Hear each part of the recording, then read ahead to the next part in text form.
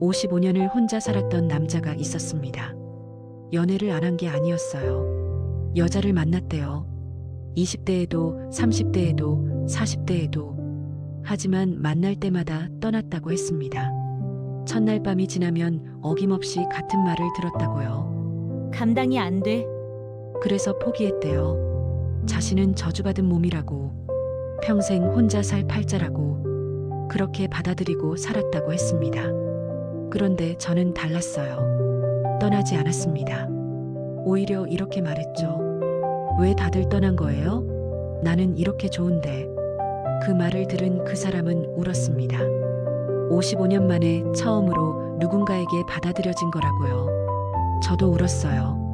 52년을 살면서 처음으로 내가 부족한 여자가 아니라는 걸 알았으니까요. 이 이야기는 한 달 전 제가 그 빌라로 이사 오던 날부터 시작됩니다. 사연 시작 전 구독, 좋아요 한 번씩 눌러주세요. 초겨울이었습니다. 바람이 차가워지기 시작하던 11월의 어느 날, 저는 작은 빌라 앞에 서 있었어요. 손에는 이삿짐 박스 2개, 어깨에는 낡은 가방 하나. 그게 제 전부였습니다. 52세, 이혼한 지 1년. 아들은 서울에서 직장 생활을 하고 있었고, 저는 혼자였어요. 계단을 오르는데 다리가 후들거렸습니다. 박스가 무거웠거든요. 3층까지 올라가야 하는데 2층 계단참에서 잠깐 멈춰 섰어요. 숨을 고르려는데 박스가 흔들렸습니다. 아, 떨어지겠다. 그 순간이었어요. 도와드릴까요? 뒤에서 낮은 목소리가 들렸습니다. 돌아보니 큰 키의 남자가 서 있었어요. 180은 넘어 보였습니다. 나이는 저보다 많아 보였고요. 그런데 이상했어요. 그 사람 저를 똑바로 쳐다보지 못했습니다. 눈을 피하면서 어깨만 움츠리고 있더라고요. 아, 네. 감사합니다. 제가 대답하자 그는 조심스럽게 박스를 받아들었습니다. 그리고 말없이 계단을 올라갔어요. 3층 복도 끝, 제 방 앞에 박스를 내려놓더니 고개를 살짝 숙이고는 옆방으로 들어가 버렸습니다. 도망치듯이요. 고맙다는 말을 할 틈도 없었어요. 문이 닫히는 소리만 복도에 울렸습니다. 뭐야, 저 사람. 속으로 생각하는데 1층에서 누군가 올라오는 소리가 들렸어요. 어머, 새로 이사 온 사람이야? 올라온 건 60대쯤 되어 보이는 여자였습니다. 파마머리에 꽃무늬 조끼. 전형적인 동네 아줌마 스타일이었어요. 네, 오늘 이사 왔어요. 아이고, 반가워. 나는 1층에 사는 김복남이야. 이 동네 40년 살았어. 복남 언니. 그게 첫 만남이었습니다. 복남 언니는 제 짐을 보더니 물었어요. 근데 혼자야? 남편은? 순간 가슴이 철렁했습니다. 하지만 어차피 숨길 것도 아니었어요. 이혼했어요. 아이고, 미안.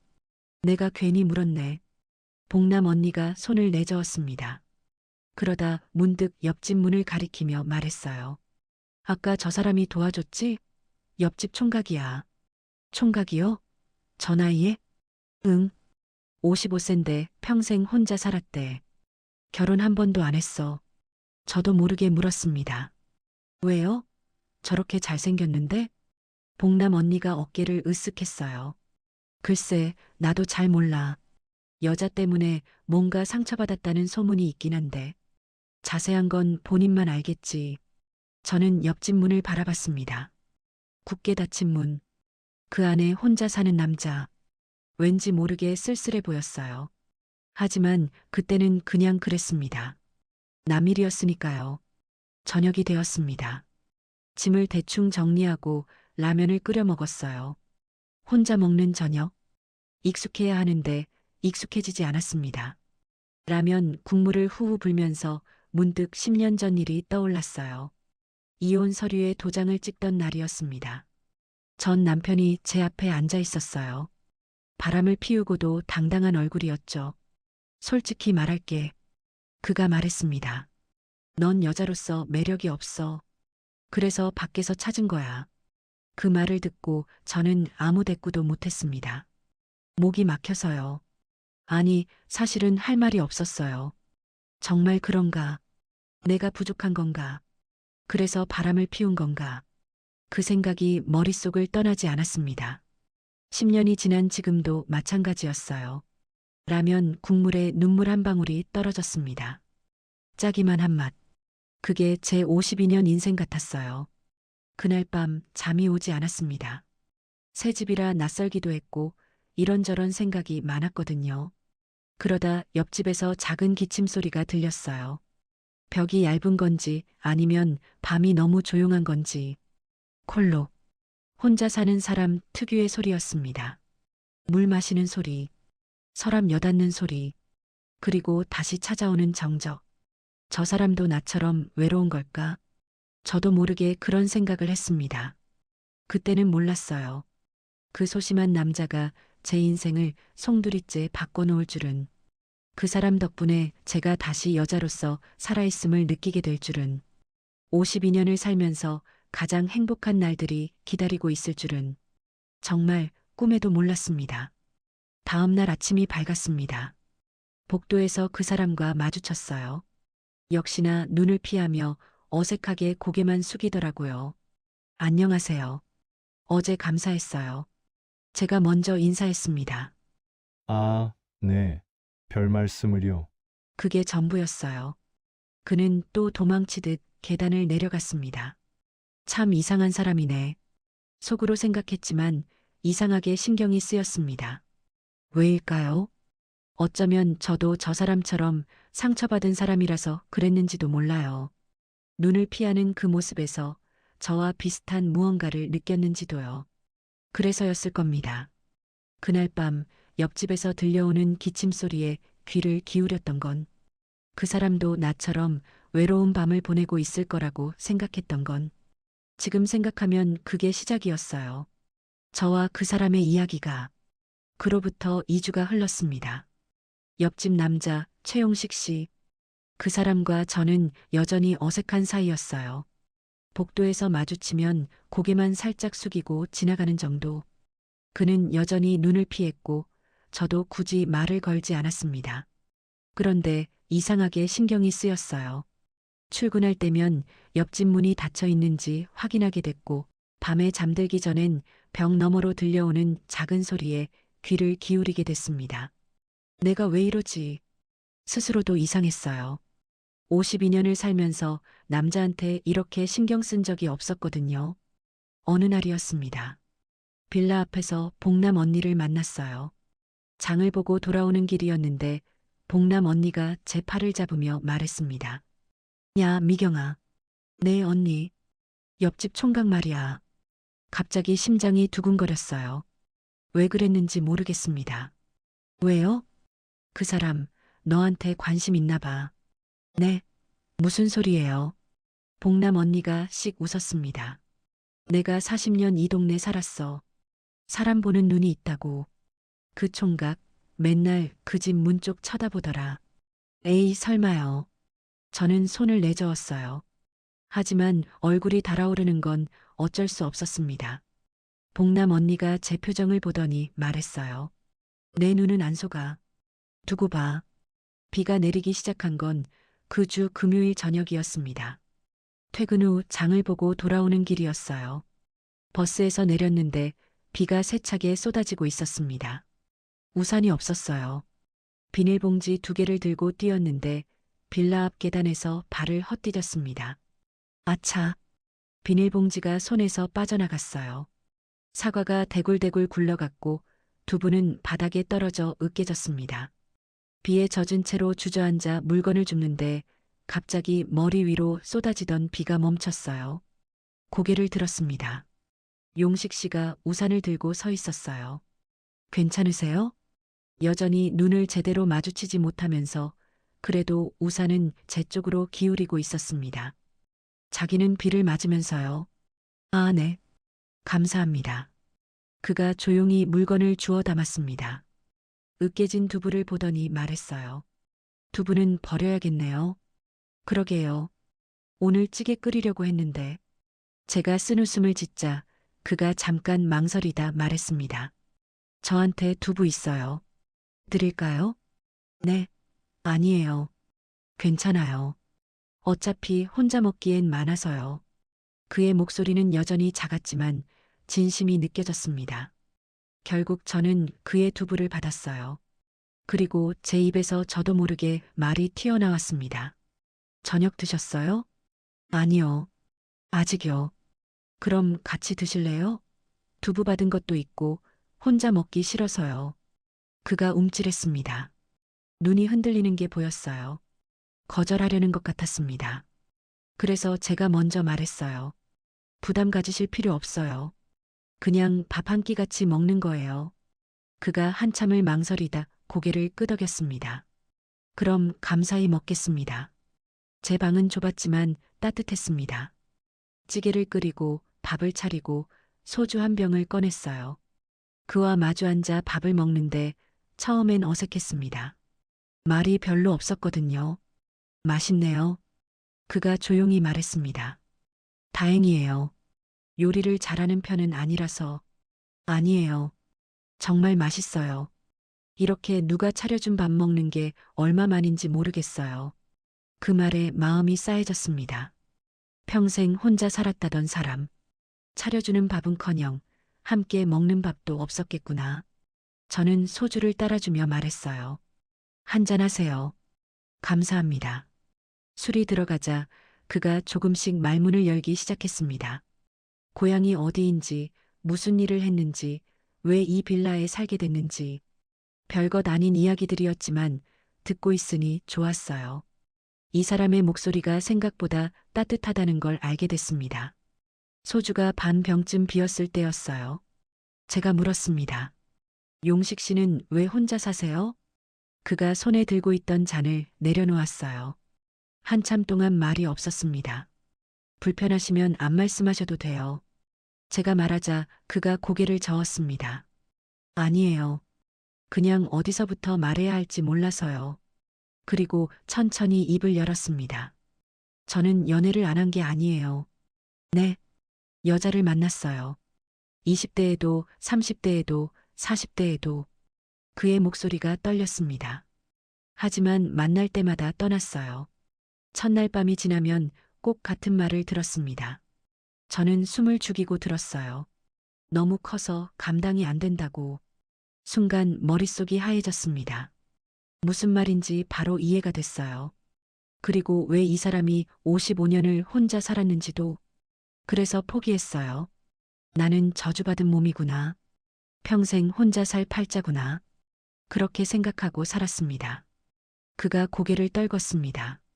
어깨가 작아 보였어요. 저는 한동안 아무 말도 하지 못했습니다. 그러다 문득 생각났어요. 전 남편이 했던 말. 넌 여자로서 매력이 없어. 그 말 때문에 10년을 부족한 여자로 살았던 저. 이 사람도 비슷한 거구나. 자기 탓이 아닌데 자기 탓이라고 생각하며 살아온 거구나. 저도 모르게 입이 열렸습니다. 한번 해보면 알겠네요. 그가 고개를 들었어요. 눈이 커졌습니다. 네, 제가 판단할게요. 감당이 되는지 안 되는지. 미경 씨, 그게 무슨. 도망가지 마세요. 제가 말했습니다. 스스로도 놀랐어요. 이렇게 대담한 말이 내 입에서 나올 줄은 몰랐거든요. 하지만 이상하게 후회는 없었습니다. 이 사람을 보내고 싶지 않았어요. 그가 일어나려 했습니다. 저 가볼게요. 그 순간 제가 그의 손을 잡았어요. 잠깐만요. 그의 손이 떨리고 있었습니다. 떨고 있네요. 그가 작게 말했어요. 또 떠나실까봐. 그 말이 가슴에 박혔습니다. 저는 자리에서 일어나 그에게 다가갔어요. 그리고 안아줬습니다. 그의 심장 소리가 느껴졌어요. 빠르게 뛰고 있었습니다. 도망가지 마세요. 제가 속삭였습니다. 저도 외로웠어요. 오래. 그가 조심스럽게 저를 안았습니다. 따뜻했어요. 이 나이에 누군가에게 안기는 게 이런 느낌이었구나. 잊고 있었습니다. 그날 밤 저희는 함께했습니다. 솔직히 놀랐어요. 이 사람이 왜 평생 혼자 살았는지 이해가 안 됐습니다.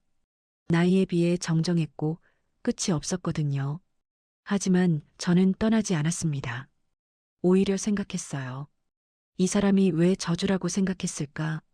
밤은 깊어지고 빗소리만 창을 두드렸습니다. 난생 처음 느껴보는 감각이었어요. 전 남편과의 10년 결혼 생활에서 한 번도 느껴보지 못한 것. 내가 여자로서 충분하다는 느낌.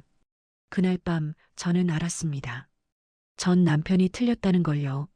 내가 부족한 게 아니었어요. 나랑 맞는 사람이 없었던 거였습니다. 그리고 이 사람은 달랐습니다. 나와 맞았어요. 이렇게까지. 다음 날 아침 눈을 떴습니다. 낯선 천장이 보였어요. 아, 여기가 내 방이었지.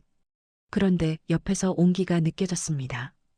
고개를 돌리니 용식 씨가 누워 있었어요. 자고 있는 줄 알았는데 아니었습니다. 그는 눈을 뜬 채 저를 바라보고 있었어요. 그 눈빛이 이상했습니다. 불안해 보였어요. 무언가를 기다리는 것 같기도 했고 두려워하는 것 같기도 했습니다. 안 주무셨어요? 제가 물었습니다. 조금 잤어요. 그가 작게 대답했어요. 목소리가 잠겨 있었습니다. 많이 피곤하실 텐데. 괜찮아요. 그러더니 몸을 일으켜 앉으려 했습니다. 저 가볼게요. 왜요? 아침도 안 먹고? 그가 멈칫했어요. 눈을 피하며 말했습니다. 미경 씨한테 부담되기 싫어서요. 그 순간 알았습니다. 이 사람이 왜 이러는지, 또 떠날까봐. 밤새 그 생각만 했구나. 아침이 되면 내가 다른 여자들처럼 떠날 거라고. 그래서 먼저 자리를 피하려는 거구나. 저는 그의 손을 잡았습니다. 잠깐만요. 그가 멈췄어요. 어제 말씀하셨죠? 만나는 여자마다 떠났다고. 그의 어깨가 굳어졌습니다. 왜 다들 떠난 거예요? 그가 고개를 떨궜어요. 대답하지 못했습니다. 저는 그의 얼굴을 올려다보며 말했습니다. 나는 이렇게 좋은데. 그가 고개를 들었어요. 눈이 커졌습니다. 뭐라고요? 나는 이렇게 좋은데 왜 다들 떠난 거예요? 제 진심이었습니다. 솔직히 어젯밤 놀랐어요. 이 사람이 왜 저주받은 몸이라고 했는지 처음엔 이해가 됐습니다. 하지만 막상 함께 해보니 달랐어요. 힘들지 않았습니다. 오히려 좋았어요. 전 남편은 항상 빨리 끝났거든요. 5분, 길어야 10분. 그게 보통인 줄 알았습니다. 그런데 용식 씨는 달랐어요. 끝이 없었습니다. 처음엔 놀랐지만 이상하게 힘들지 않았어요. 오히려 이게 맞는 거구나 싶었습니다. 전 남편이 했던 말이 떠올랐어요. 넌 여자로서 매력이 없어. 그 말이 틀렸다는 걸 알았습니다. 내가 부족한 게 아니었어요. 나랑 맞는 사람이 없었던 거였습니다. 용식 씨의 눈에 눈물이 고였습니다. 그런 말 난생 처음 들어요. 목소리가 떨렸어요. 55년을 살면서 처음이에요. 좋다는 말.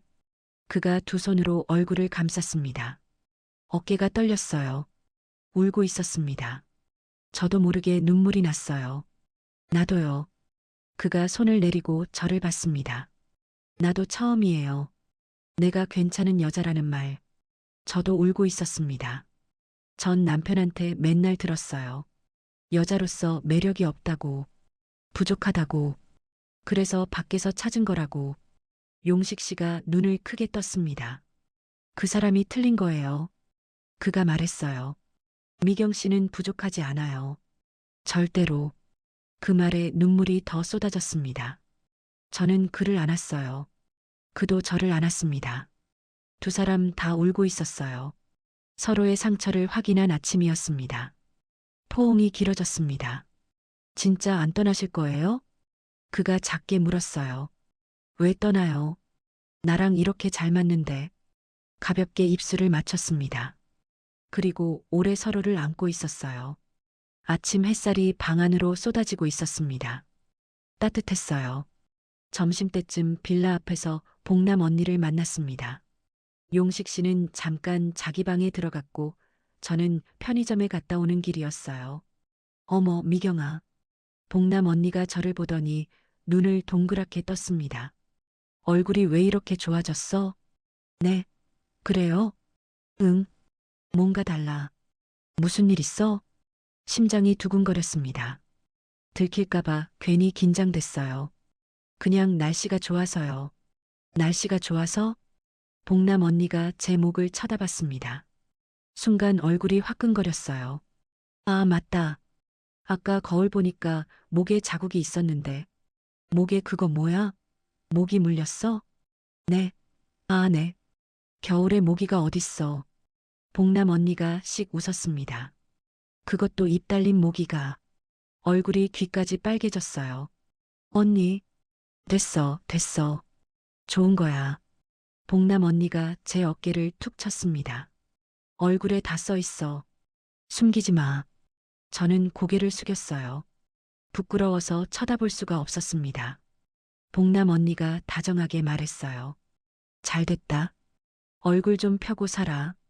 네 인생이야. 저녁이 됐습니다. 용식 씨가 제 방에 왔어요. 같이 저녁을 먹자고 했거든요. 간단하게 볶음밥을 만들었습니다. 둘이 마주 앉아 밥을 먹었어요. 맛있어요. 그가 말했습니다.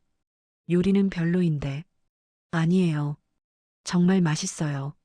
밥을 먹는 내내 그가 저를 바라봤습니다. 예전처럼 눈을 피하지 않았어요.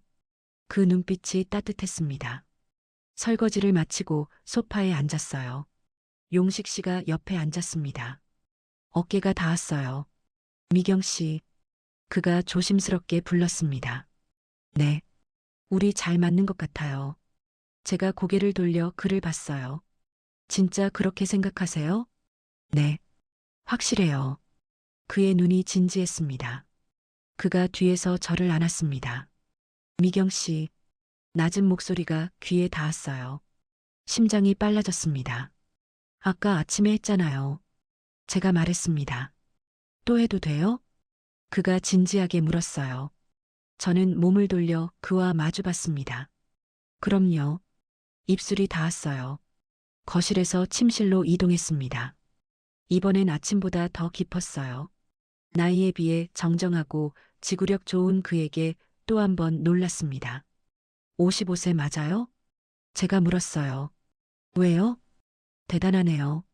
정말. 그가 잠깐 멈칫했습니다. 저 힘들면 말씀하세요. 힘들긴요. 제가 웃으며 말했어요.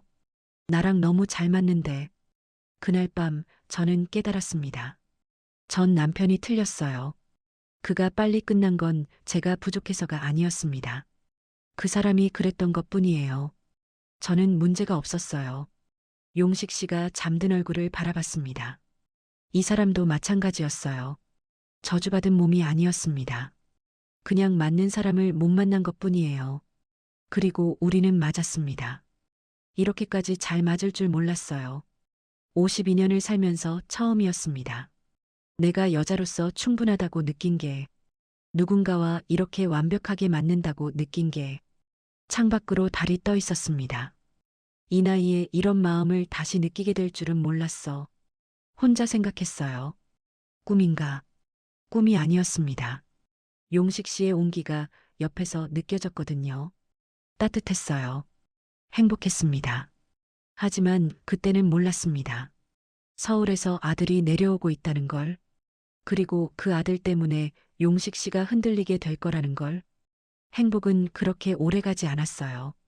아니, 정확히 말하면 시험대에 오르게 된 거였습니다. 우리의 사랑이 진짜인지, 버틸 수 있는지 곧 알게 될 거였어요. 2주가 흘렀습니다. 용식 씨와 저는 매일 만났어요. 아침에 눈을 뜨면 그가 옆에 있었고, 저녁이 되면 함께 밥을 먹었습니다. 주말에는 근처 공원을 산책했어요. 52년을 살면서 이렇게 행복한 적이 있었나? 스스로에게 물었습니다. 없었어요. 결혼 생활 10년 동안에도, 그 전에도 이렇게 누군가와 함께하는 게 좋았던 적은 없었습니다. 용식 씨는 여전히 말이 적었지만 점점 눈을 피하지 않게 됐어요. 저를 바라보는 눈빛이 따뜻했습니다. 가끔은 먼저 손을 잡기도 했어요. 이대로 계속 갈 수 있을까? 행복하면서도 불안했습니다. 너무 좋으면 뭔가 터지게 되어 있거든요. 인생이 그래 왔으니까. 그 예감이 맞았습니다. 토요일 낮이었어요. 용식 씨는 자기 방에서 잠깐 쉬고 있었고 저는 점심 준비를 하고 있었습니다. 초인종이 울렸어요. 누구지?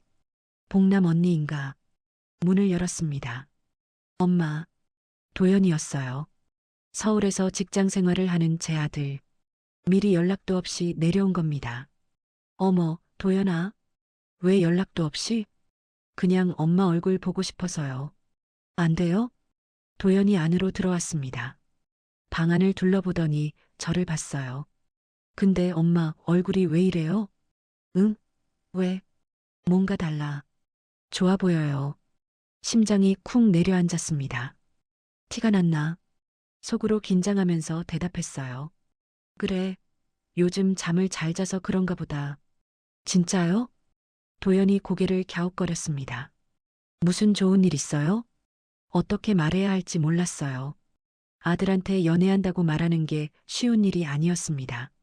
이혼한 지 1년밖에 안 됐고 상대는 옆집에 사는 55세 독신남이었으니까요. 하지만 숨길 수도 없었어요. 언젠간 알게 될 텐데 지금 말하는 게 나을 것 같았습니다. 도연아? 네. 엄마 할 말이 있어. 저는 소파에 앉으며 말했습니다. 도연이 맞은편에 앉았어요.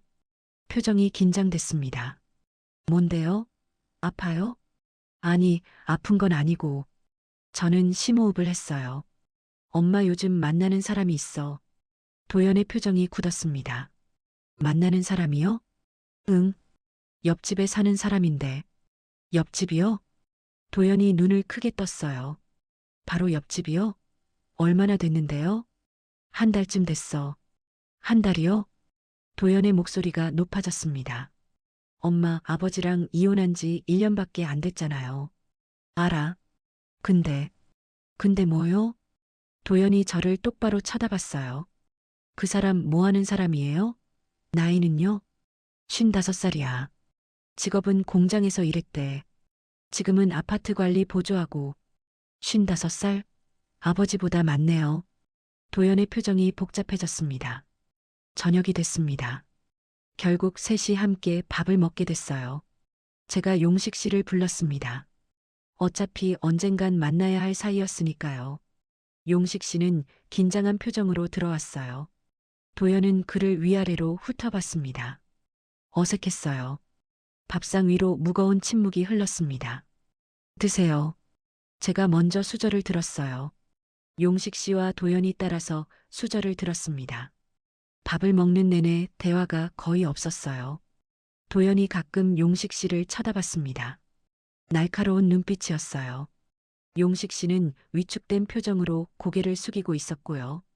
힘들겠다. 용식 씨가 안쓰러웠어요. 평생 혼자 살다가 처음으로 마음을 연 사람 앞에서 이런 대우를 받다니. 저녁을 먹고 잠깐 화장실에 다녀왔습니다. 돌아오니 도연이 용식 씨와 단둘이 마주 앉아 있었어요. 제가 오는 걸 못 본 모양이었습니다. 아저씨, 도연의 목소리가 들렸어요. 네. 우리 엄마 진심으로 좋아하세요? 저는 복도에 멈춰 섰습니다. 숨을 죽이고 들었어요. 네. 진심입니다. 용식 씨가 대답했습니다. 목소리가 작았지만 분명했어요. 그렇게 말씀하시는 건 쉬워요. 도연의 목소리는 차가웠습니다. 저 아직도 기억나요. 네. 아빠 바람났을 때 엄마가 화장실에서 울던 거. 심장이 철렁했어요. 도연이 그걸 알고 있었구나. 문 밖에서 들었어요. 그때 엄마 목소리. 아직도 잊을 수가 없어요. 도연의 목소리가 떨렸습니다. 그래서요. 엄마가 또 그렇게 될까봐. 그게 무서워요. 저는 가슴이 먹먹해졌어요. 내 아들이 그때 문 밖에 있었구나. 엄마 우는 소리를 들었구나. 용식 씨가 진지하게 말했습니다. 저는 절대 그러지 않겠습니다. 말로는 다 그래요. 도연이 쏘아붙였어요. 지켜보겠습니다. 도연이 서울로 돌아갔습니다. 저녁 늦게 버스를 탔어요. 배웅하고 돌아오니 용식 씨가 방에 없었습니다. 자기 방으로 간 거였어요. 찾아갔습니다. 문을 두드리니 잠시 후 문이 열렸어요. 용식 씨, 그의 표정이 어두웠습니다. 미경 씨, 저 방에 안 계시길래 걱정됐어요. 죄송해요. 그가 고개를 숙였습니다. 도연군 말이 맞아요. 제가 미경 씨한테 짐이 될 것 같아요. 무슨 소리예요? 저는 그의 손을 잡았어요. 도연이 말 때문에 그래요? 신경 쓰지 마요. 하지만 내 아들은 내가 알아서 해요. 용식 씨는 신경 쓰지 말아요. 그가 억지 미소를 지었습니다. 하지만 눈은 여전히 불안해 보였어요. 제가 먼저 다가갔습니다. 그를 안아줬어요. 오늘은 내가 할게요. 미경 씨, 걱정 마요. 나 어디 안 가요. 그를 끌고 방 안으로 들어갔습니다. 문을 닫고 그에게 키스했어요. 옷 위로 그의 탄탄한 가슴이 느껴졌습니다. 55세 맞아요? 왜요? 정말 대단하네요. 저는 그를 침대로 이끌었습니다. 그날 밤은 제가 주도했어요. 불안해하는 그를 안심시키고 싶었거든요. 나이에 비해 정정하고 끝이 없는 그에게 또 한 번 놀랐습니다. 밤은 길어졌어요. 시간이 얼마나 지났는지 몰랐습니다. 새벽이 되어서야 멈췄어요. 미경 씨, 그가 작게 불렀습니다. 네, 저 진짜 안 떠나실 거죠? 이 바보. 저는 웃으며 그를 꼭 안았어요. 나 어디 안 가요. 걱정 마요. 그가 눈을 감았습니다. 안심한 표정이었어요. 하지만 저는 몰랐습니다. 용식 씨가 그날 밤 잠들지 못했다는 걸, 제가 잠든 후에도 천장을 바라보며 생각하고 있었다는 걸. 도연군 말이 맞아. 내가 미경 씨한테 짐이 되면 어쩌지. 그의 불안은 완전히 사라지지 않았어요. 아니, 오히려 더 커지고 있었습니다. 다음 날부터 용식 씨의 연락이 뜸해지기 시작했어요. 뭔가 잘못되고 있다는 걸 저는 너무 늦게 알아챘습니다. 화요일이었습니다. 용식 씨에게 연락을 했어요. 점심때쯤 문자를 보냈습니다. 오늘 저녁 같이 먹을까요? 답장이 늦었어요. 1시간이 지나서야 왔습니다. 오늘은 좀 피곤해서요. 죄송해요. 이상했습니다. 그동안 한 번도 거절한 적이 없었거든요. 피곤하면 피곤한 대로 와서 같이 있었는데 무슨 일 있나? 불안한 마음이 들었지만 그냥 넘겼어요. 피곤할 수도 있으니까. 수요일이었습니다. 복도에서 용식 씨와 마주쳤어요. 출근하려고 문을 여는데 그도 마침 문을 열고 나왔습니다. 용식 씨, 제가 반갑게 불렀습니다. 그런데 그가 눈을 피했어요. 예전처럼, 처음 만났을 때처럼. 아, 네. 안녕하세요. 어색하게 고개만 숙이더니 계단을 내려갔습니다. 도망치듯이, 뭐야? 가슴이 싸늘해졌어요. 분명히 뭔가 이상했습니다. 저녁에 다시 연락했어요. 오늘은 괜찮아요? 같이 밥 먹어요. 오늘도 좀 그래요. 죄송해요. 또 거절이었습니다. 목요일이었습니다. 더 이상 참을 수 없었어요. 봉남 언니네 집으로 갔습니다. 언니, 문을 열어준 봉남 언니가 제 얼굴을 보더니 표정이 굳었습니다. 왜? 무슨 일 있어? 얼굴이 왜 그래? 들어가도 돼요? 들어와. 봉남 언니 집 소파에 앉았습니다. 언니가 물을 한 잔 따라줬어요. 무슨 일이야? 말해봐. 용식 씨가 요즘 이상해요. 이상해? 어떻게? 저 피하는 것 같아요. 연락도 안 받고 복도에서 마주쳐도 눈도 안 마주치고 봉남 언니가 고개를 끄덕였습니다. 그래, 제가 뭘 잘못한 걸까요? 눈물이 날 것 같았어요. 봉남 언니가 제 손을 잡았습니다. 잘못은 무슨, 남자가 피하면 두 가지야. 두 가지요? 바람났거나 겁났거나. 저는 고개를 들었어요. 바람이요? 봉남 언니가 피식 웃었습니다. 그 총각이 바람날 상대가 어딨어. 10년 혼자 산 사람이. 겁난 거야. 뭐가 겁나요? 너한테 빠진 게 겁난 거지. 언니가 진지하게 말했어요. 남자들이 다 그래. 좋으면 도망가. 감당이 안 되니까. 그럼 어떡해요? 쫓아가. 잡아. 봉남 언니가 제 손을 꽉 쥐었습니다. 도망가게 두면 진짜 도망가. 잡아야 돼. 금요일 저녁이었습니다. 봉남 언니 말대로 했어요. 용식 씨 방문을 두드렸습니다. 한참 만에 문이 열렸어요. 그가 서 있었습니다. 얼굴이 많이 야윈 것 같았어요. 며칠 사이에 미경 씨 여전히 눈을 피했습니다. 용식 씨, 우리 얘기 좀 해요. 저 사실 그가 입을 열었습니다. 우리 그만 만나요. 심장이 멈추는 것 같았어요. 귀를 의심했습니다. 뭐라고요? 그만 만나자고요. 그가 고개를 숙였습니다. 왜요? 내가 뭘 잘못했어요? 아니에요. 미경 씨 잘못이 아니에요. 그의 목소리가 떨렸어요. 그럼 왜요? 저는 미경 씨한테 짐이에요. 그 말에 눈물이 터질 것 같았습니다. 무슨 소리예요? 짐이라니. 도연군 말이 맞아요. 그가 천천히 말했습니다. 저 20대 때 처음 진지하게 사귄 여자가 있었어요. 은이라는 여자였어요. 저는 숨을 죽이고 들었습니다. 3개월을 만났어요. 손잡고 영화 보고 처음으로 사랑한다고 말했어요. 그의 눈이 먼 곳을 바라봤습니다. 그리고 첫날 밤이 지나고 다음날 아침에 일어나니까 그녀가 짐을 싸고 있었어요. 왜요? 너무 커서 감당이 안 된대요. 미안하대요. 가슴이 아팠어요.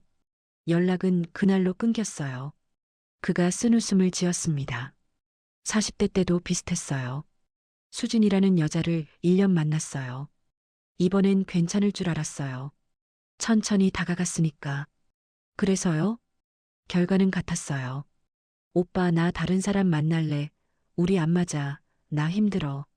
그가 고개를 떨궜습니다. 그때 결심했어요. 다시는 연애 안 한다고. 나는 저주받은 몸이라고. 저는 아무 말도 할 수 없었어요. 도영군 말처럼 저 때문에 미경 씨가 힘들어질 거예요. 전처럼 그가 저를 봤습니다. 눈이 빨갛게 충혈되어 있었어요. 그러니까 그만 만나요. 미경 씨한테 짐 되기 싫어요. 눈물이 쏟아졌습니다. 그러니까 도망가겠다고요? 미경 씨, 나한테 물어보지도 않고 목소리가 높아졌어요. 내가 힘든지 아닌지 나한테 물어봤어요? 내가 떠나고 싶다고 했어요? 그가 입을 다물었습니다. 나는 안 힘들어요. 하나도 안 힘들다고요. 하지만 왜 혼자 결정해요? 왜 나한테 물어보지도 않고 혼자 끝내려고 해요? 그가 대답하지 못했어요. 용식 씨, 저는 그의 얼굴을 잡았습니다. 나 안 떠나요. 떠나기 싫어요. 나도 당신이 필요하다고요. 그가 제 손을 풀었습니다. 죄송해요. 그리고 문을 닫았어요. 저는 복도에 서 있었습니다. 닫힌 문 앞에서 눈물이 멈추지 않았어요. 다리에 힘이 풀렸습니다. 그 자리에 주저앉았어요. 왜 이래? 왜 이렇게 되는 거야? 또다시 버림받는 기분이었습니다. 전 남편 때처럼 아무것도 아닌 사람이 된 기분. 얼마나 울었는지 모르겠어요. 새벽 2시였습니다. 잠을 잘 수가 없었어요. 울다가 지쳐서 소파에 앉아 있었습니다. 눈이 퉁퉁 부어 있었어요. 그때 초인종이 울렸습니다. 누구지? 이 시간에 문을 열었어요. 용식 씨가 서 있었습니다. 눈이 빨갛게 부어 있었어요. 저처럼 미경 씨, 그의 목소리가 갈라졌습니다. 미안해요. 제가 바보였어요. 저는 아무 말도 하지 못했어요. 떠나는 게 더 무서웠어요. 그가 말했습니다. 미경 씨 없이 사는 게 더 무서웠어요. 그걸 이제야 알았어요. 눈물이 또 쏟아졌습니다. 저는 그를 끌어안았어요. 바보, 진짜 바보. 그도 저를 안았습니다. 둘 다 울고 있었어요. 저 미경 씨 없이는 못 살 것 같아요. 나도요. 제가 말했습니다. 그러니까 도망가지 마요. 제발. 그날 밤 우리는 함께 했습니다. 눈물이 섞인 키스였어요. 간절했습니다. 오늘은 내가 안 놓을 거예요. 제가 말했어요. 그를 침대로 이끌었습니다. 이번엔 달랐어요. 서로 간절했습니다. 잃을 뻔했다가 다시 찾은 사람처럼 묵직하고 딱딱한 것이 느껴졌지만 저는 피하지 않았어요. 오히려 더 가까이 다가갔습니다. 정말 대단해요. 제가 말했어요. 힘들면 말해요. 그가 걱정스럽게 물었습니다. 힘들긴요. 나랑 이렇게 잘 맞는데 완전히 하나가 됐습니다. 몇 시간이 지났는지 몰랐어요. 55세가 이래도 돼요? 미경 씨가 좋아서 그래요. 새벽빛이 들어올 때까지 멈추지 않았습니다. 아침이 밝았습니다. 서로를 꼭 안은 채 누워 있었어요. 미경 씨, 네. 저 이제 안 도망가요. 그가 말했습니다. 도망가면 내가 잡으러 갈 거예요. 제가 웃으며 대답했어요. 그도 웃었습니다. 처음 보는 환한 웃음이었어요. 고마워요. 미경 씨, 뭐가요? 안 떠나줘서 가슴이 뭉클했어요. 나도 고마워요. 돌아와줘서 우리는 오래 서로를 안고 있었습니다. 그날 새벽 저는 확신했어요. 이 사람을 절대 놓지 않겠다고. 무슨 일이 있어도. 하지만 아직 한 가지 남아 있었습니다. 아들 도연을 설득하는 일. 이건 제가 해야 할 일이었어요. 용식 씨를 위해서, 그리고 나를 위해서 더 이상 숨지 않기로 했습니다. 당당하게 말하기로 했어요. 내 인생은 내가 선택한다고. 다음 주 토요일 아침이었습니다.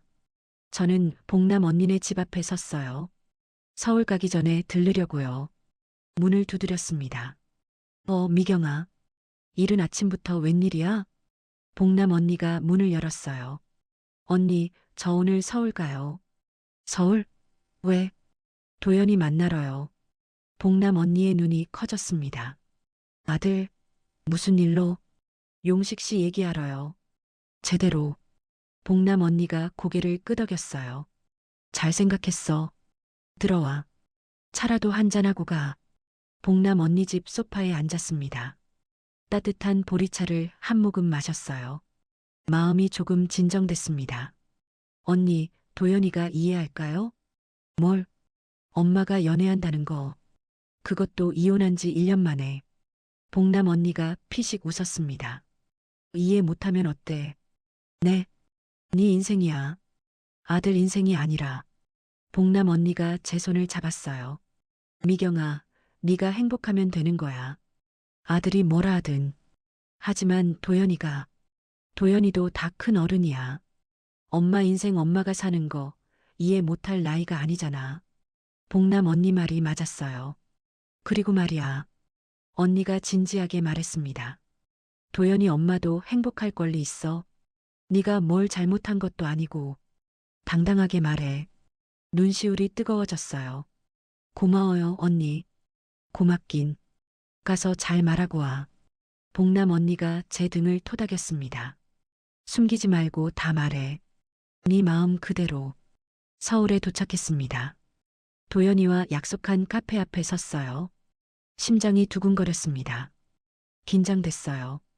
괜찮아. 할 수 있어. 심호흡을 하고 안으로 들어갔습니다. 도연이가 창가 자리에 앉아 있었어요. 저를 보더니 일어났습니다. 엄마, 왜 갑자기 서울까지 와요? 도연아, 앉아. 엄마 할 말 있어. 도연이 표정이 굳었습니다. 무슨 일이에요? 아파요? 아니, 아픈 건 아니고. 저는 맞은편에 앉았어요. 커피를 시키고 잠시 숨을 골랐습니다. 저번에 왔을 때 만났잖아. 옆집 아저씨. 네. 그 사람이요? 도연의 목소리가 차가워졌어요. 그 사람이랑 계속 만나고 있어. 알아요. 그래서요? 엄마가 정식으로 말하려고 왔어. 우리 진지하게 만나고 있다고. 도연이 한숨을 쉬었습니다. 엄마. 도연이 저를 똑바로 쳐다봤어요. 그 아저씨 뭐 하는 사람이에요? 직업은요? 재산은요? 그런 게 왜 중요해? 중요하죠. 엄마 남은 인생인데. 도연의 목소리가 높아졌습니다. 아빠도 그랬잖아요. 처음엔 좋다가 결국 그 모양이 됐잖아요. 가슴이 뜨끔했어요. 하지만 참았습니다. 도연아, 엄마가 또 상처받으면 어떡해요? 나 그것도 못 봐요. 도연아, 아빠 때문에 얼마나 힘들었는데. 이제 겨우 안정됐는데 왜 또. 아빠랑 비교하지 마. 제가 소리쳤어요. 도연이 놀란 표정으로 저를 봤습니다. 엄마가 이렇게 화내는 건 처음이었을 거예요. 카페 안이 조용해졌어요. 사람들이 쳐다보는 것 같았지만 신경 쓰지 않았습니다. 도연아, 저는 숨을 고르고 말했어요. 아빠가 바람 피우고 떠날 때 뭐라고 했는지 알아? 도연이 고개를 저었습니다. 나보고 네가 부족해서 그랬다고 했어. 도연의 눈이 커졌어요. 뭐라고요? 여자로서 매력이 없어서 밖에서 찾은 거라고. 다 네 탓이라고. 목소리가 떨렸습니다. 엄마 그 말 10년 넘게 믿었어. 내가 부족한 여자라고. 매력 없는 여자라고. 엄마. 도연의 목소리가 작아졌어요. 그래서 이혼하고 나서도 연애 같은 거 생각도 안 했어. 자격이 없다고 생각했으니까. 눈물이 흘렀습니다. 근데 용식 씨 만나고 알았어. 뭐려? 엄마가 부족한 게 아니었어. 나랑 맞는 사람이 없었던 거야. 도연이 아무 말도 하지 못했어요. 용식 씨도 평생 자기가 이상하다고 생각하면서 살았대. 네. 만나는 여자마다 떠났대. 자기 때문이라고. 자기가 저주받은 몸이라고. 도연이 고개를 숙였습니다. 근데 나한테는 아무 문제 없어. 오히려 너무 잘 맞아. 저는 도연의 눈을 똑바로 봤어요. 엄마도 용식 씨도 둘 다 자기 탓이라고 생각하면서 살았어. 수십 년을. 엄마. 근데 만나보니까 아니었어. 우리는 문제가 없었어. 그냥 맞는 사람을 못 만난 것뿐이었어. 도연이 오래 침묵했습니다. 커피가 식어가고 있었어요. 저는 기다렸습니다. 엄마가 도연이 입을 열었어요. 행복해요? 응. 저는 바로 대답했습니다. 52년 살면서 지금이 제일 행복해. 도연이 한숨을 쉬었습니다. 그리고 말했어요. 엄마 화장실에서 울던 거 나 알아요. 뭐? 아빠 바람났을 때 문 밖에서 들었어요. 가슴이 철렁했어요. 엄마 우는 소리 아직도 생생해요. 그때 나 중학생이었는데 도연의 눈이 빨개졌습니다. 그래서 무서웠어요.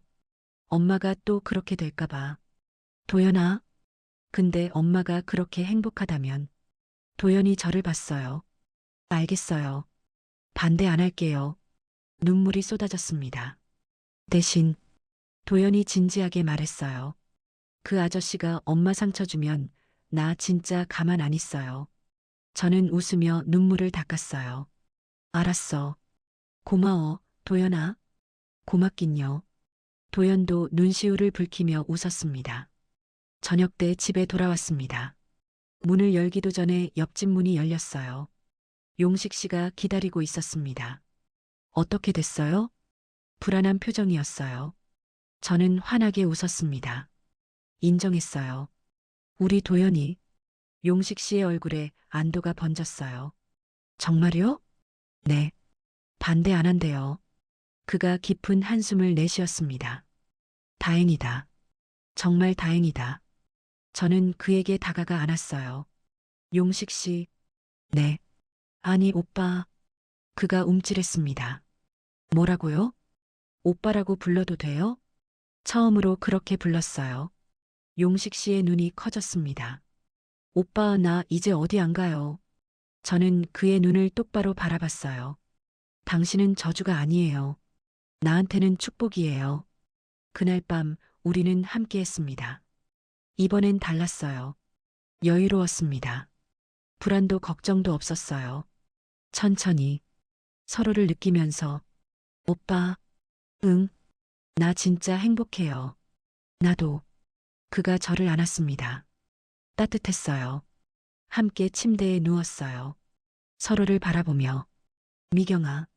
처음으로 그가 반말로 불렀습니다. 응, 고마워. 뭐가? 안 떠나줘서, 날 축복이라고 해줘서 가슴이 뭉클했어요. 나도 고마워요, 오빠. 날 부족하지 않다고 해줘서. 우리는 오래 서로를 안고 있었습니다. 그날 밤 용식 씨는 평생 처음으로 축복받은 사람이 된 기분이었대요. 저도 마찬가지였어요. 부족하지 않은 여자, 누군가에게 딱 맞는 여자. 그게 저였어요. 이 나이에 이런 행복을 느끼게 될 줄은 꿈에도 몰랐어요. 그리고 10년이 흘렀습니다. 저와 용식 씨는 함께 늙어갔어요. 처음 만났을 때 52세였던 저는 62세가 됐고 55세였던 용식 씨는 65세가 됐습니다. 10년 동안 많은 일이 있었어요. 행복한 일들이요. 다음 이야기에서 들려드릴게요. 저주가 어떻게 축복이 됐는지, 그리고 우리가 어떤 가족이 됐는지, 그렇게 연애하며 만난 지 1년이 지났습니다. 저와 용식 씨는 함께 살기 시작했어요. 처음엔 각자 방에서 살다가 오가는 게 불편해서 그냥 같이 살자고 했습니다. 용식 씨네 방이 조금 더 넓었거든요. 2년 차, 저는 용식 씨네 빌라로 완전히 이사했습니다. 봉남 언니가 떡을 돌렸어요. 잘 됐다, 잘 됐어. 둘이 행복하게 살아라면서 눈물까지 글썽이더라고요. 3년 차, 도연이가 결혼했습니다. 결혼식 날 용식 씨는 아버지 자리에 앉았어요. 도연이가 먼저 제안한 거였습니다. 아버지 자리에 앉으세요라고. 용식 씨가 얼마나 당황했는지 몰라요. 저는 그냥 옆에 있을게요. 아니에요. 아버지 자리에 앉으셔야죠. 엄마 배우자시잖아요. 그날 밤 집에 돌아와서 용식 씨가 펑펑 울었어요. 제 앞에서요. 왜 울어요, 여보? 난생 처음이에요. 아버지라고 불린 게 55년을 혼자 살았던 사람이에요. 가족이라는 게 뭔지 몰랐던 사람. 그런 사람이 처음으로 아버지가 된 거였습니다. 저도 같이 울었어요. 5년 차 손주가 태어났습니다. 도연이 아들, 민재라는 이름이에요. 용식 씨는 그날도 울었습니다. 병원에서 갓 태어난 아이를 보면서요. 할아버지예요. 할아버지. 며느리가 웃으면서 말했어요. 용식 씨는 아무 말도 못하고 눈물만 흘렸습니다. 할아버지라는 말, 난생 처음 들어요. 그 모습이 아직도 눈에 선해요. 그리고 10년이 흘렀습니다. 오늘 아침 눈을 떴습니다. 옆에 용식 씨가 누워 있었어요. 아니, 이제는 그냥 여보라고 부르죠. 10년이 지났으니까요. 62세가 된 저와 65세가 된 남편. 둘 다 머리에 흰 게 많이 늘었어요. 주름도 깊어졌고요. 하지만 함께 일어나서 함께 아침을 먹는 건 10년 전이나 지금이나 똑같았습니다. 미경아, 커피 줄까? 응, 고마워. 남편이 커피를 타줬어요. 설탕 반 스푼. 제 취향을 10년째 기억하고 있습니다. 오늘 도연이네 가는 날이지? 응, 민재 보고 싶다. 남편이 말했어요. 손주 민재는 이제 5살이 됐습니다. 할아버지를 엄청 좋아해요. 할아버지, 할아버지 하면서 따라다녀요. 그때 전화벨이 울렸습니다. 도연이었어요. 아버지, 오늘 저희 집에 오실 거죠? 그럼, 점심때쯤 갈게. 네. 민재가 아침부터 할아버지 온다고 난리예요. 전화를 끊었어요. 표정이 뭉클해 보였습니다. 여보, 왜 그래요? 아니, 그냥. 남편이 웃었어요. 10년이 지났는데 아직도 아버지라는 말 들으면 울컥해. 아직도요? 제가 물었어요. 응, 평생 가족이 없었으니까. 아직도 꿈 같아. 남편의 눈가가 촉촉해졌습니다. 55년을 혼자 살았잖아. 명절에도 혼자, 생일에도 혼자. 그러다가 갑자기 아들이 생기고 손주가 생기고 남편이 고개를 저었어요. 진짜 믿기지가 않아. 저는 손을 잡았습니다. 꿈 아니에요. 현실이에요. 알아. 근데 가끔 무서워. 뭐가요? 남편이 창밖을 바라봤어요. 이게 꿈이면 어쩌지. 깨면 다 사라지는 거 아닐까? 마음이 아팠습니다. 10년이 지났는데도 남편의 불안은 완전히 사라지지 않았어요. 55년을 혼자 살았던 상처가 그만큼 깊었던 거겠죠. 여보, 저는 남편의 얼굴을 감싸쥐었습니다. 꿈 아니에요. 내가 여기 있잖아요. 미경아, 10년 동안 같이 살았잖아요. 앞으로도 계속 같이 살 거예요. 남편이 고개를 끄덕였어요. 고마워. 미경아, 고맙긴 뭐가 고마워요. 저는 웃으며 말했습니다. 우리 얼마나 됐다고. 남편이 뒤에서 저를 안았습니다. 미경아. 왜요? 우리 얼마나 된 거야? 10년. 10년이네. 남편이 작게 웃었어요. 10년인데 아직도 이래. 뭐가요? 아직도 좋아. 널 보면 심장이 두근거렸어요. 10년이 지났는데도 이런 말에 설레다니. 저는 몸을 돌려 마주봤습니다. 65세가 아직도 그래요? 미경이가 나한테 잘 맞으니까 가볍게 입술을 맞췄어요. 손을 잡았습니다.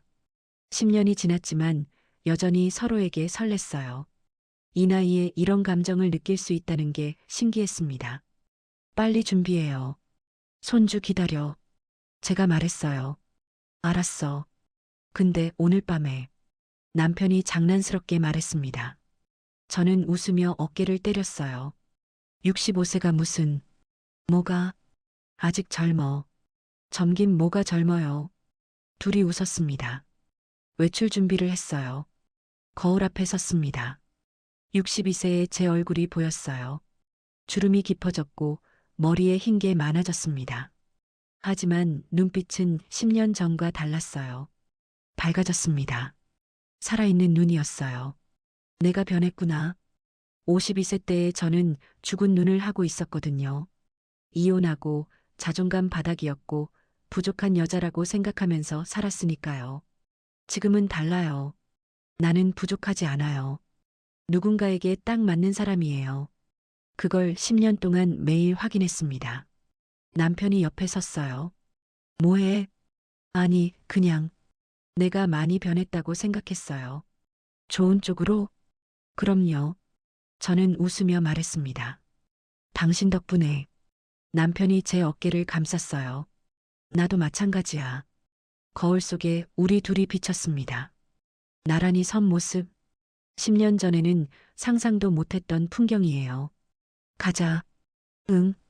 버스를 타고 서울로 갔습니다. 나란히 앉아서 창밖을 봤어요. 봄이라 벚꽃이 피어 있었습니다. 예뻤어요. 여보. 응? 10년 전에 처음 만났을 때 생각나요? 당연하지. 남편이 웃었어요. 이사 오는 날 계단에서 짐 들어줬잖아. 그때 당신 눈도 못 마주치고 도망갔잖아요. 창피해서. 뭐가 창피해요. 예쁜 여자가 옆집으로 이사 왔는데. 긴장됐지. 저는 픽 웃었습니다. 그때부터 좋아했어요? 솔직히? 응. 남편이 고개를 끄덕였어요. 근데 말도 못 걸었어. 55년을 혼자 살았으니까. 여자한테 말 거는 법을 몰랐어. 그랬구나. 미경이가 먼저 밥 먹자고 안 했으면 아마 평생 옆집에서 혼자 살다 죽었을 거야. 가슴이 뭉클했어요.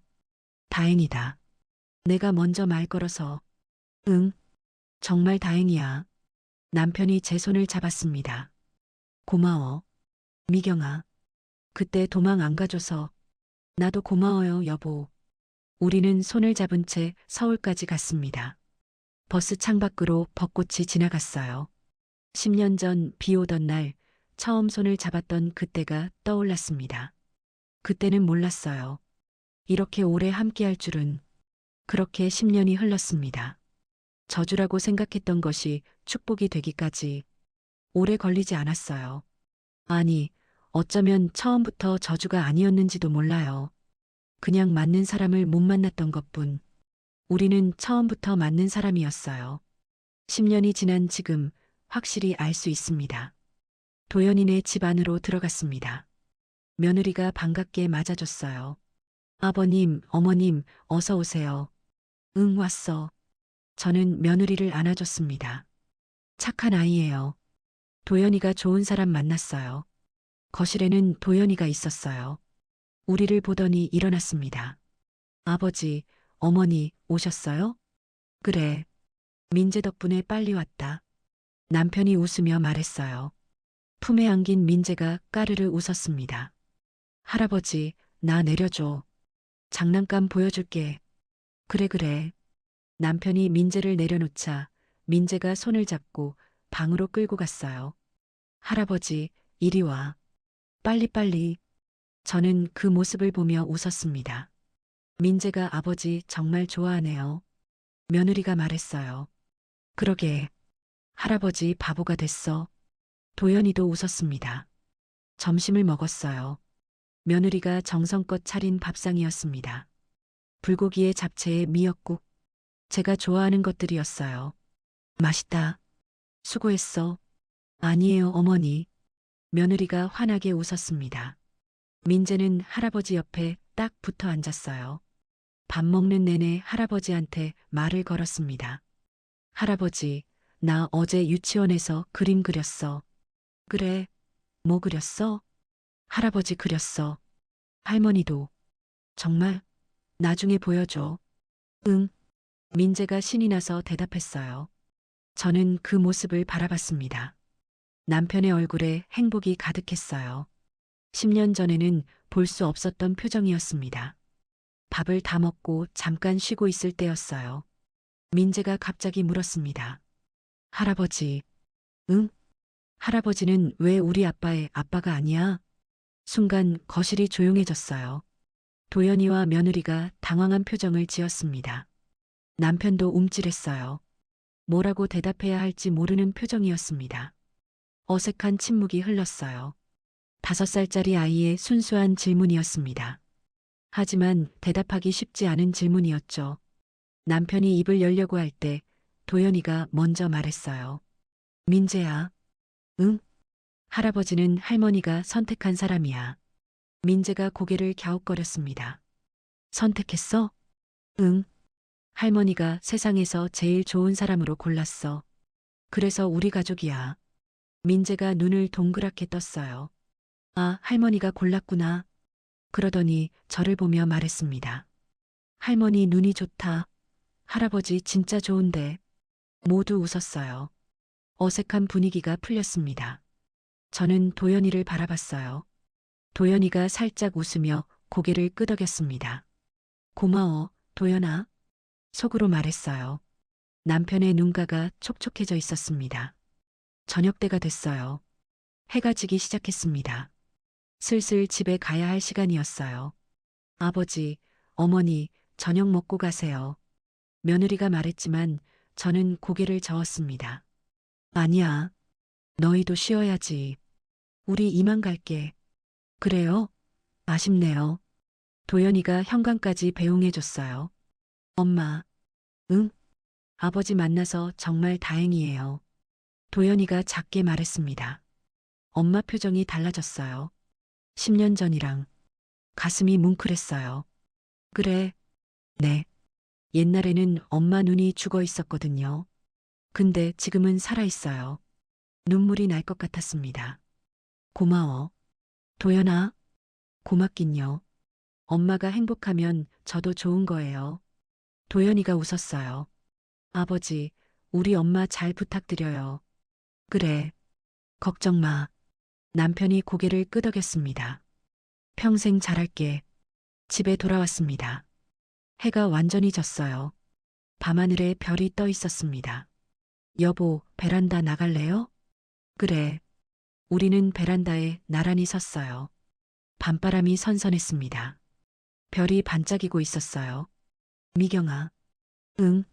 나 55년을 혼자 살았잖아. 응. 저주받은 몸이라고 생각했어. 남편의 목소리가 떨렸어요. 만나는 여자마다 떠났으니까. 나한테 문제가 있다고 생각했어. 저는 남편의 손을 잡았습니다. 그래서 포기했어. 연애도 결혼도 가족도 다 포기하고 혼자 살기로 했어. 남편이 저를 바라봤어요. 근데 당신 만나고 알았어. 뭐려? 저주가 아니었어. 남편의 눈에 눈물이 고였습니다. 당신 만나려고 그랬던 거야. 다른 여자들이 다 떠난 건 당신을 만나려고 기다린 거였어. 가슴이 벅찼어요. 당신 만나고 축복이 됐어. 남편이 말했습니다. 55년을 저주라고 생각하며 살았는데 지금은 축복이야. 당신 덕분에 눈물이 흘렀어요. 나도요, 여보. 저도 말했습니다. 부족한 여자인 줄 알았어요. 전 남편이 그렇게 말했으니까 10년 동안 그렇게 믿고 살았어요. 미경아, 근데 당신 만나고 알았어요. 내가 부족한 게 아니었어요. 나랑 맞는 사람이 없었던 것 뿐이었어요. 저는 남편의 손을 꼭 쥐었습니다. 우린 처음부터 딱 맞는 사람이었어요. 남편이 저를 안았어요. 저도 안았습니다. 밤바람이 불었지만 춥지 않았어요. 남편의 온기가 따뜻했으니까요. 얼마나 서 있었는지 모르겠어요. 별을 바라보며 서로를 안고 있었습니다. 미경아, 응, 고마워. 내 옆에 있어줘서. 나도 고마워요, 여보. 도망 안 가줘서. 우리는 웃었어요. 10년 전 그 비 오던 날 처음으로 함께했던 밤이 떠올랐습니다. 그때도 이렇게 서로를 안고 있었어요. 그때는 불안했습니다.